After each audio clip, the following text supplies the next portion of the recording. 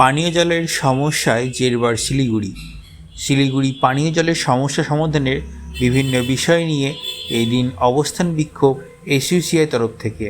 তারা অবস্থান বিক্ষোভে সামিল হয় শিলিগুড়ি চত্বরে। পরে অবশ্য প্রশাসনের তরফ থেকে আশ্বাস পাওয়ার পর বিক্ষোভ তুলে নেন তারা। দেখুন সেই প্রতিবেদন আমাদের সরাসরি নিউজ প্রাইম টাইমসের পর্দায়।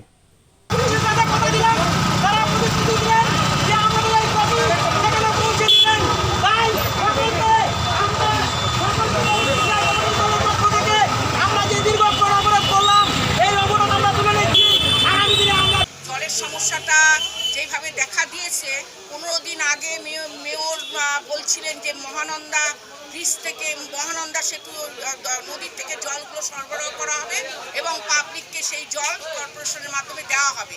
কিন্তু সেই জলটা এতদিন পর জানা গেল, 15 দিন মানুষ খাওয়ার পর অনেকেই অসুস্থ, এটা আমরা কিছু অর্থে জেনেছি এবং শুনেছিও।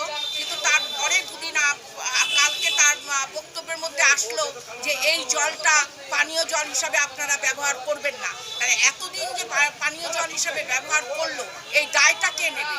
এবং মানুষ যে অসুস্থ হয়ে পড়ে নাই, এই খবরটা কি মেয়রের কাছে আছে? আমাদের এক নম্বর বক্তব্য। আমাদের বক্তব্য নিয়ে এবং আমাদের দাবি নিয়ে যে বিশুদ্ধ জল দিতে হবে এবং প্রতিটা বস্তি এলাকায় যেখানে জল কিনে খাওয়ার সামর্থ্য নাই, সেখানটার মানুষজনকে এই বিশুদ্ধ জল পানীয় জল দিতে হবে। এই দাবি নিয়ে আমরা মেয়রের কাছে গেছিলাম, কিন্তু মেয়র সেখানটা দেখা করেনি। তার ফলে আমরা রাস্তা অবরোধ করলাম এবং আমাদেরকে আশ্বাস দিলেন প্রশাসন থেকে যে আমরা আপনাদের কপি আমরা কর্পোরেশনে জমা দেব এবং আপনাদের দাবিটা আমরা যথা জায়গায় আমরা পৌঁছে দেব। তাই আমরা আমাদের অবরোধ তুলে নিয়েছি।